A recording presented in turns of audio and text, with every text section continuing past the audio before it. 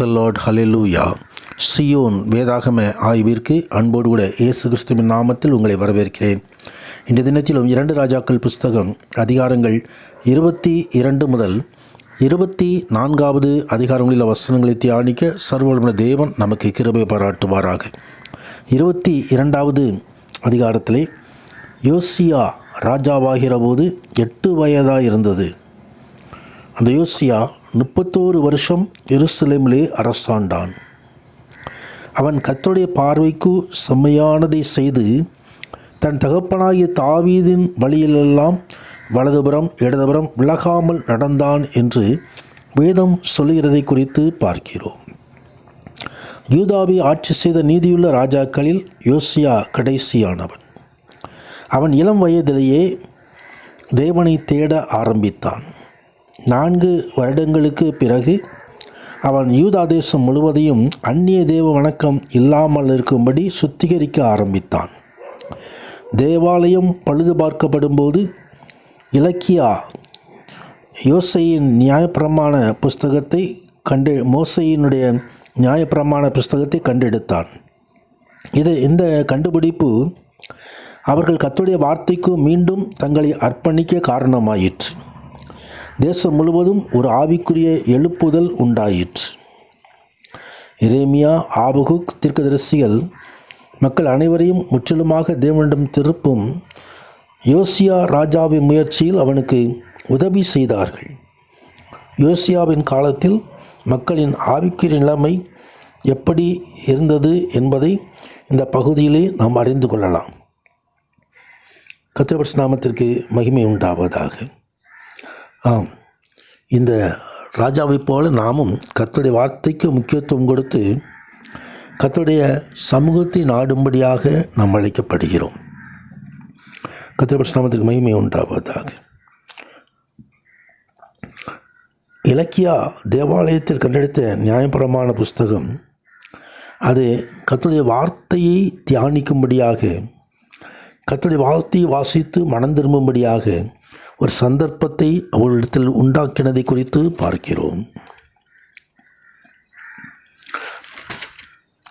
இங்கே யோசியா மக்களின் மீது வரவிருக்கும் தண்டனையை கேள்விப்பட்ட போது மனம் கசந்து தேவனுக்கு முன்பாக அழுத காரியத்தையும் இந்த பகுதியிலே நாம் பார்க்கிறோம். இந்த செயல் தேவனுக்கு பிரியமாயிருந்தது. தேவனுக்கு முன்பாக தன்னை தாழ்த்தி பணிந்து கொள்ளுதல் நாம் புதுப்பிக்கப்பட்டு தேவனுடைய கிருபையை பெற்றுக்கொள்வதற்கு அது ஏதுவாகும். நம் மீது தேவன் விதிக்கும் நியாய தீர்ப்புகள் நியாயமானவை, சரியானவை. அவை நம் பாவங்களுக்கு ஏற்ற தண்டனை என்று நாம் உணர வேண்டும். ஆண்டுடைய கிருபை இல்லாமல் நாம் பாவத்துக்கும் தீமைக்கும் அடிமைகளாயிருக்கிறோம். நமக்கு நன்மை கிடைக்க வேண்டுமானால் தேவாதி தேவனையே நாம் சார்ந்திருக்க வேண்டும். அவருடைய சமூகத்தில் நம்மை தாழ்த்தி இருக்க வேண்டும். அவருடைய கிருபையை நாம் பெற்றுக்கொள்ள வேண்டும்.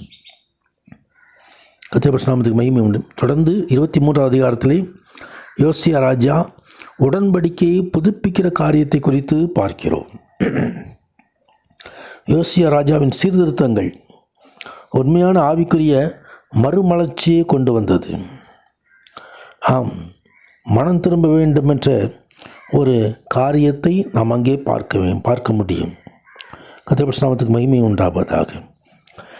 தாவீது உட்பட தேவனுடைய மக்களை அரசாட்சி செய்த உள்ள ராஜாக்களில் யோசியாவே மிக சிறந்த உண்மையுள்ள அர்ப்பணிப்புள்ள ராஜா என்று கூறப்பட்டுள்ளதை 23வது அதிகாரம் 25வது வசனத்திலே நாம் பார்க்கிறோம். கர்த்தருடைய வார்த்தைக்கு ஒருவர் தனிப்பட்ட நிலைமையில் எவ்வளவு உண்மையும் அர்ப்பணிப்பும் உள்ளவராய் இருக்கிறார்கள் என்பதை பார்த்தால் யோசியாவே அதில் மிக சிறந்தவன். கர்த்தருடைய நாமத்திற்கு மகிமை உண்டு. தொடர்ந்து யோபாகாஸ் யூதாவின் ராஜாவாக அங்கு நியமிக்கப்பட்டு அவன் தன் பிதாக்கள் செய்தபடி கர்த்தர் பார்வைக்கு பொல்லாப்பானதை செய்ததை குறித்து நாம் பார்க்கிறோம். தொடர்ந்து யோயாக்கீம் ராஜாவாகி இந்த ராஜாவும் கர்த்தருடைய பார்வைக்கு பொல்லாப்பானதை செய்தான் என்று எழுதப்பட்டிருக்கிறதை குறித்து பார்க்கிறோம்.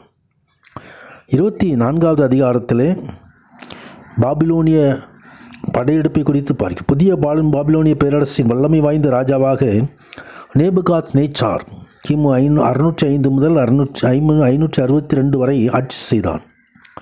கிமு 605 அவன் பாலஸ்தீனத்தை கைப்பற்றி எருசலேமிலிருந்து கொஞ்சம் பேரை கைதிகளாக பிடித்து பாபிலோனுக்கு கொண்டு போனான். இதிலிருந்து யூதாவின் 70 வருட சிறையிருப்பின் காலம் தொடங்கியது. இது எரேமியாவினால் முன்னுரைக்கப்பட்டிருந்தது என்பதை எரேமியா 25ஆம் அதிகாரம் 11ஆம் 12ஆம் வசனத்திலே நாம் காண முடியும். எரேமியா, எசேக்கியேல் மற்றும் தானியேல் நேபுகாத் நேச்சாரின் காலத்தில் தீர்க்க தரிசனம் உரைத்தார்கள். யூதாவை நேபுகாத் நேச்சார் அழித்து மக்களை சிறைபிடித்து செல்லுதல் 3 கட்டங்களில் நடைபெற்றது. பாபிலோன் புதிய பாபிலோனிய பேரரசாக உருவெடுத்தது. அது அசிரியர்களின் ஆதிக்கத்தை முறியடித்தது. இஸ்ரவேல் ஜனங்கள் அங்கே சிறைப்பட்டு போனது குறித்தும், யோயாக்கின் யூதாவின் ராஜா, சிதேக்கியா ராஜா, இவர்களெல்லாம் தேவனுடைய பார்வைக்கு பொல்லாப்பானதை செய்து தேவாய் கோபாக்கினை சம்பாதித்து கொண்டதை குறித்தும் நாம் பார்க்கிறோம். நாம் கர்த்தருடைய வார்த்தைக்கு முதலிடம் கொடுப்போம். கர்த்தருடைய சமூகத்தில் தாழ்த்துவோம். கிருபையை பெற்றுக்கொள்வோம். உன்னதரான தேவன் சாமியை அப்படி நம்ம ஆசீர்வதிப்பாராக. ஆமேன், ஆமேன்.